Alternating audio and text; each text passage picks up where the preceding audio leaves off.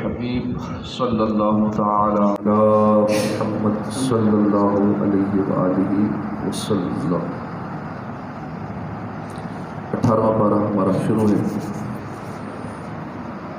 اعوذ باللہ من الشیطان الرجیم، بسم اللہ الرحمن الرحیم۔ وَيَوْمَ يَعَضُّ الظَّالِمُ عَلَى يَدَيْهِ يَقُولُ يَا لَيْتَنِي اتَّخَذْتُ مَعَ الرَّسُولِ سَبِيلًا يَا وَيْلَتَى لَيْتَنِي لَمْ أَتَّخِذْ فُلَانًا خَلِيلًا لَقَدْ أَضَلَّنِي عَنِ الذِّكْرِ بَعْدَ إِذْ جَاءَنِي وَكَانَ الشَّيْطَانُ لِلْإِنسَانِ خَذُولًا وقال الرسول يا رب إن قوم اتخذوا هذا القرآن مهجورا۔ اللہ کے نام سے شروع جو نہایت مہربان رحمت والا۔ ہمارا 18واں پارہ تو مکمل ہو گیا تھا، اب یہ 19واں شروع ہے، آیت نمبر 27، پارہ 19 سورہ فرقان، آیت نمبر 27۔ وَيَوْمَ يَعَضُّ، اور جس دن یعض دانتوں سے کاٹے گا، ظالم علی یدیہ اپنے ہاتھوں پر، یقول اور کہے گا یا لیتنی اے کاش، اتخذت میں نے اختیار کیا ہوتا، مع الرسول سبیلا رسول کے ساتھ راستہ، یا ویلتا ہائے میری بربادی، لیتنی اے کاش، لم اتخذ میں نے نہ بنایا ہوتا، فلانا خلیلا فلاں کو خلیل دوست نہ بنایا ہوتا، کاش، لقد ضرور بے شک، اضلنی اس نے بہکا دیا مجھے، عن الذکر ذکر سے، بعد اس کے بعد، اذ جاءنی جب وہ میرے پاس آیا، وکان الشیطان للانسان خذولا اور شیطان انسان کو خذولا مصیبت کے وقت بے مدد چھوڑ دیتا ہے۔ وقال الرسول اور عرض کی رسول نے، یا ربی اے میرے رب، ان قومی بے شک میری قوم اتخذوا ھذا القرآن میری قوم انہوں نے اس قرآن کو ٹھہرا لیا، مہجورا چھوڑا ہوا۔ ترجمہ کنز العرفان۔ ہائے میری بربادی ہے، اے کاش میں نے فلاں کو خلیل دوست نہ بنایا ہوتا، بے شک اس نے میرے پاس نصیحت آ جانے کے بعد مجھے اس سے بہکا دیا، اور شیطان انسان کو مصیبت کے وقت بے مدد چھوڑ دینے والا ہے۔ اس آیت اور اس کے بعد والی آیت کا خلاصہ یہ ہے کہ قیامت کے دن کافر کہے گا ہائے میری بربادی، اے کاش میں نے فلاں کو دوست نہ بنایا ہوتا جس نے مجھے گمراہ کر دیا، بے شک اس نے اللہ تعالیٰ کی طرف سے میرے پاس نصیحت آ جانے کے بعد مجھے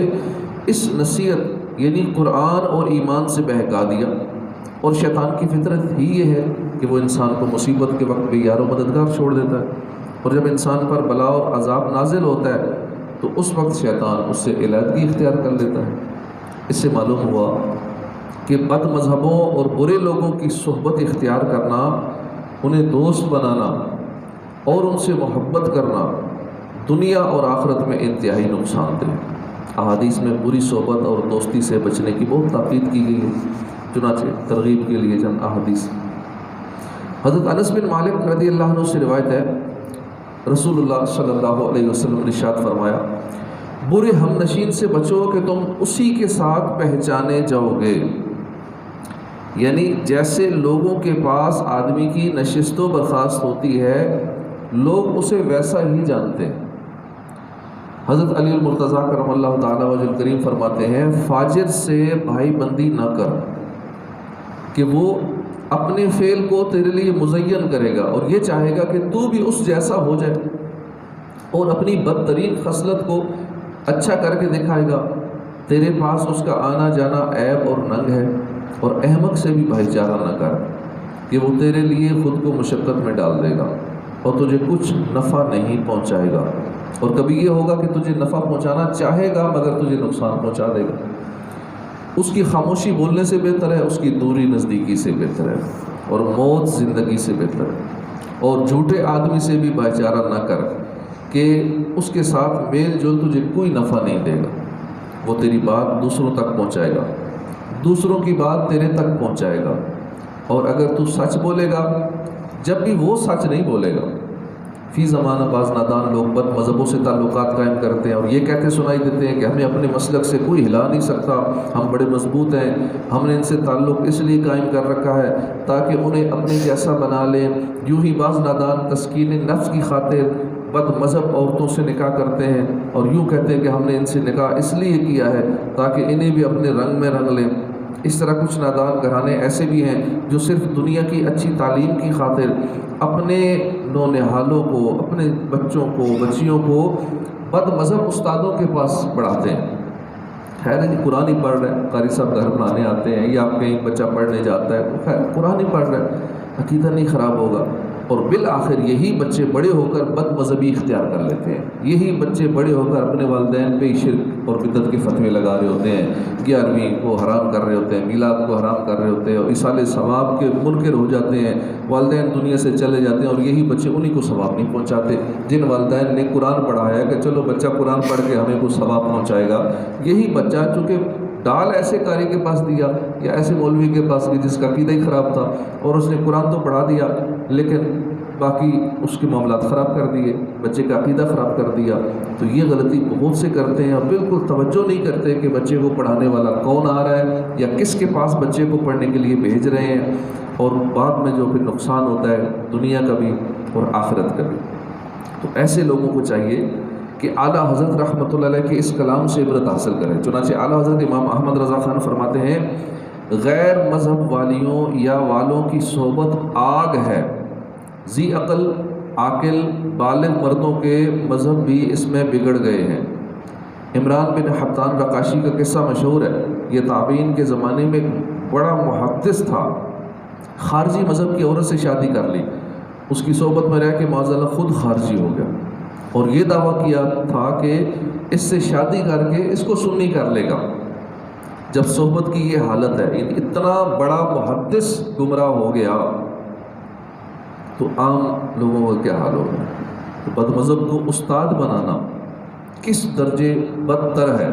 کہ استاد کا اثر تو بہت زیادہ ہوتا ہے، بہت عظیم ہے اور نہایت جلد ہوتا ہے استاد کا اثر۔ تو غیر مذہب عورت یا مرد کی سپردگی یا شاگردی میں اپنے بچوں کو وہی دے گا جو آپ خود ہی دین سے واسطہ نہیں رکھتا اور اپنے بچوں کے بددین ہو جانے کی پرواہ نہیں رکھتا۔ اللہ تعالیٰ ہمیں بد مذہبوں اور برے لوگوں سے دوستی رکھنے اور ان کی صحبت اختیار کرنے سے محفوظ فرمائے، اور نیک و پرہیزگار لوگوں سے میل جول رکھنے اور ان کی صحبت اختیار کرنے کی توفیق عطا فرمائے، آمین۔ یہاں ایک مسئلہ یاد رکھیں کہ بے دین اور بد مذہب کی دوستی اور اس کے ساتھ صحبت و اختلاط اور الفت و احترام یہ ممنوع ہے۔ بعض لوگ کہتے ہیں جی فلاں جس سے میری دوستی ہے یا جس کی میں سنتا ہوں یا جس کی بیان سنتا ہوں وہ تو کہتا ہے میرا کوئی مسلک نہیں ہے، میرا تو کوئی مذہب نہیں ہے، میں تو مسلمان ہوں۔ اب یہ ایک نیا فتنہ، اس نے الگ سے ایک اپنا فرقہ بنا دیا کہ میرا کوئی مسلک کوئی مذہب نہیں، ایک نیا مذہب کر لیا۔ یہ کیا کیا الگ سرکار جب فرما رہے 72 فرقے ہونے ہیں تو یہ کون سا ایک بغیر فرقے کے آ گیا نیا آدمی؟ بھائی ہونے ہی ہیں اور ان میں سے ایک جنتی ہے، تو جو کہتے ہیں ہم تو کسی کی طرف نہیں ہیں، سمجھ لیں یہ زیادہ گڑبڑ ہے۔ یہ بتا ہمیں چکما دے کے نیوٹرل گیئر لگا کے ہمیں اپنے ساتھ ملا کے اور اپنے اس گاڑی پہ چڑھا دے گا، دماغ خراب کر دے گا، عقیدہ خراب کر دے گا۔ تو ہر مسلمان کو چاہیے کہ وہ اچھے لوگوں کی صحبت اختیار کرے اور اپنا دوست بھی اچھے لوگوں کو ہی بنائے۔ کثیر احادیث میں اچھی صحبت اختیار کرنے، اچھے ساتھیوں کے اوصاف بیان کیے گئے ہیں۔ حدیث پاک میں حضرت ابو سعید خدری رضی اللہ عنہ سے روایت ہے، نبی اکرم صلی اللہ علیہ وسلم نے فرمایا، کامل مومن کے علاوہ کسی کو ہم نشین نہ بناؤ اور تمہارا کھانا پرہیزگار ہی کھائے، تمہارا کھانا پرہیزگار ہی کھائے۔ ہم بعض کا کھانا ایسوں کو کھلا رہے ہوتے ہیں جو نہ نماز پڑھتے ہیں، گناہ کرتے ہیں، رب کی نافرمانیاں کرتے ہیں، ان کی بجائے ہم ایسوں کو کھلا دیں جو نیک آدمی ہو، جو ہمارے اس کھانے سے اللہ کی عبادت کرے، ہمیں ثواب بھی ملے۔ حضرت ابو جحیفہ رضی اللہ عنہ سے روایت ہے، رسول کریم صلی اللہ علیہ وسلم نے فرمایا بڑوں کے پاس بیٹھا کرو، علماء سے باتیں پوچھا کرو اور حکمت والوں سے میل جول رکھو۔ حضرت حسن رضی اللہ عنہ فرماتے ہیں صحابہ کرام نے عرض کی یا رسول اللہ کون سا ساتھی اچھا ہے؟ ارشاد فرمایا اچھا ساتھی وہ ہے کہ جب تو خدا کو یاد کرے تو وہ تیری مدد کرے، اور جب تو بھولے تو وہ تجھے یاد دلا دے، وہ ساتھی اچھا ہے۔ وہ اچھا نہیں ہے جس کے پاس بیٹھے وہ اس کی بات کرے، فلاں کی بات کرے، یار فلاں نے یوں کر دیا، فلاں ایسا ہے، فلاں ایسا ہے۔ جب اس طرح کی باتیں سنیں تو ایسے بندے سے دور ہو جائیں کہ یہ جو کسی کی غیبتیں میرے آگے کر رہا ہے یہ کل میری غیبتیں کہیں اور کرے گا، کسی کی چغلی میرے پاس کھا رہا ہے تو کل میرے ساتھ چند دن رہے گا، میرے منہ سے کوئی باتیں نکلے گی یہ تو کسی اور تک پہنچا دے گا، نہیں بھی نکلے گی تو یہ میرے خلاف باتیں کرے گا تو کچھ بھی کر سکتا ہے، خطرناک آدمی ہے، ایسے کی صحبت سے بچنا چاہیے۔ جس کو دیکھ کے اللہ کی یاد آئے، جو ہمیں نیک بنا دے، خدا یاد آ جائے اور کوئی غیبت نہ کرے، گناہ نہ کرے، ہمیں گناہوں سے بچائے، ایسے کی صحبت اختیار کرنی چاہیے۔ حضرت عبداللہ بن عباس سے روایت ہے حضور انور صلی اللہ علیہ وسلم نے فرمایا اچھا ہم نشین وہ ہے کہ اسے دیکھنے سے تمہیں خدا یاد آئے، اس کی گفتگو سے تمہارے عمل میں زیادتی اور اس کا عمل تمہیں آخرت کی یاد دلائے۔ وقال رسول، اور رسول نے عرض کی یا ربی، اے میرے رب۔ جب کفار کے اعتراضات اور طعن و تشنیع حد سے زیادہ ہو گئے تو حضور اقدس صلی اللہ علیہ وسلم نے اللہ کی بارگاہ میں عرض کی اے میرے رب، میری قوم نے اس قرآن کو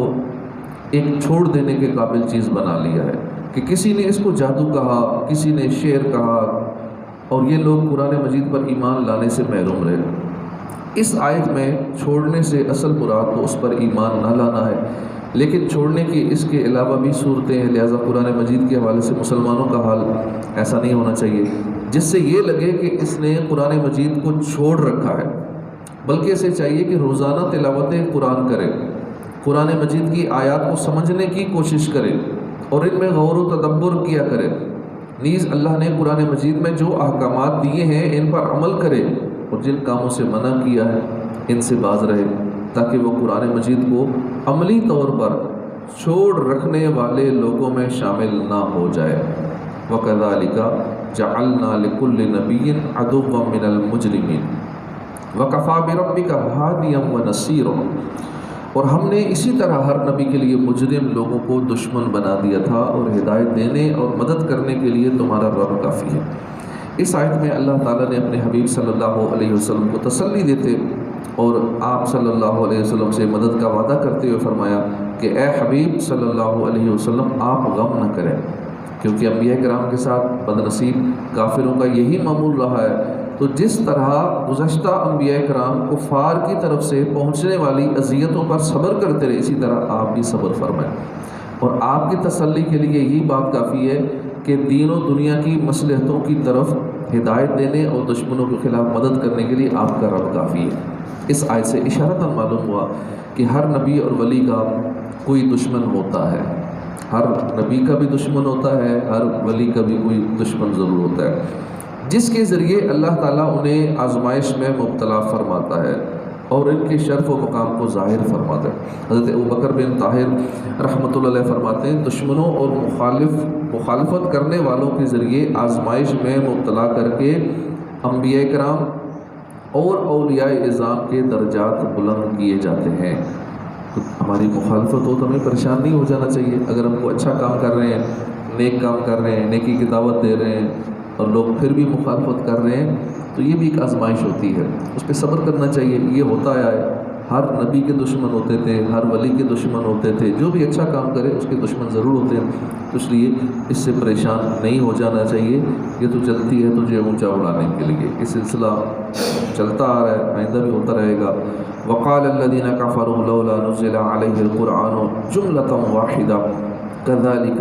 لنثبت به فؤادك ورتلناه ترتیلا،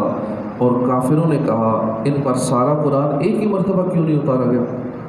ہم نے یوں ہی اس قرآن کو تھوڑا تھوڑا کر کے نازل کیا تاکہ اس کے ساتھ ہم تمہارے دل کو مضبوط کریں، اور ہم نے اسے ٹھہر کر پڑھا۔ تاجدار رسالت صلی اللہ علیہ وسلم کی نبوت کا انکار کرنے والے کفار مکہ نے کہا اگر آپ کا یہ گمان ہے کہ آپ اللہ کے رسول ہیں تو آپ ہمارے پاس سارا قرآن ایک ہی مرتبہ کیوں نہیں لے آئے؟ جیسے تورات حضرت موسیٰ علیہ السلام پر، انجیل عیسیٰ علیہ السلام پر، زبور داؤد علیہ السلام پر ایک ہی مرتبہ نازل ہوئی۔ کفار کا یہ اعتراض بالکل فضول اور محمل ہے، کیونکہ قرآن کریم کا عاجز کر دینے والا ہونا ہر حال میں یکساں ہے، چاہے وہ ایک ہی مرتبہ نازل ہو یا تھوڑا تھوڑا کر کے نازل ہو، بلکہ قرآن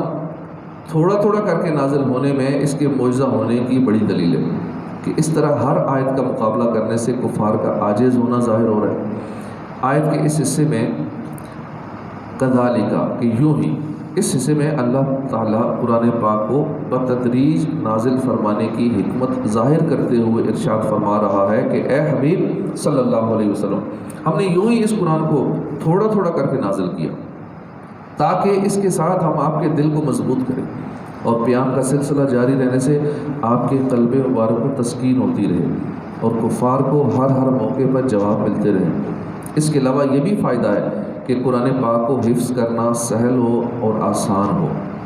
ورتلناہ ترتیلا، اور ہم نے اسے ٹھہر ٹھہر کر پڑھا۔ اس آیت کا ایک معنی یہ ہے کہ ہم نے قرآن پاک کو حضرت جبرائیل علیہ السلام کی زبان سے تھوڑا تھوڑا کر کے 23 برس کی مدت میں پڑھا۔ دوسرا معنی یہ ہے کہ ہم نے ایک آیت کے بعد دوسری آیت بتدریج نازل فرمائی، اور بعض مفسرین نے کہا کہ اس آیت میں اللہ تعالیٰ نے ہمیں قرآن میں ترتیل کرنے، یعنی ٹھہر ٹھہر کر اطمینان کے ساتھ پڑھنے اور قرآن شریف کو اچھی طرح ادا کرنے کا حکم فرمایا، جیسا کہ دوسری آیت میں ارشاد ہوا ورتل القرآن ترتیلا، اور قرآن خوب ٹھہر ٹھہر کر پڑھو۔ تو جب بھی ہم قرآن پاک پڑھیں، ایک تو ٹھہر ٹھہر کے پڑھیں، تجوید کے ساتھ پڑھیں، درست مخارج کے ساتھ قرآن پاک کو پڑھیں تاکہ ہمیں ثواب ملے، غلط نہ پڑھیں کہ ہمیں گناہ نہ ہو۔ تو اگر نہیں صحیح پڑھنا آتا تو ہمیں سیکھنا چاہیے، اس میں شرم محسوس نہیں کرنی چاہیے۔ روزانہ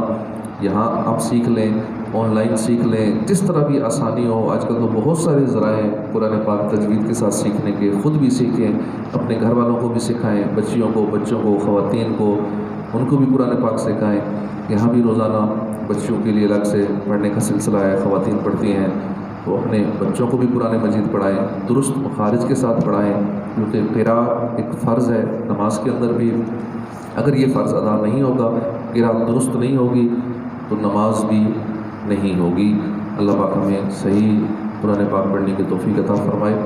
آمین، بجاہ النبی الامین صلی اللہ تعالی علیہ وآلہ وسلم۔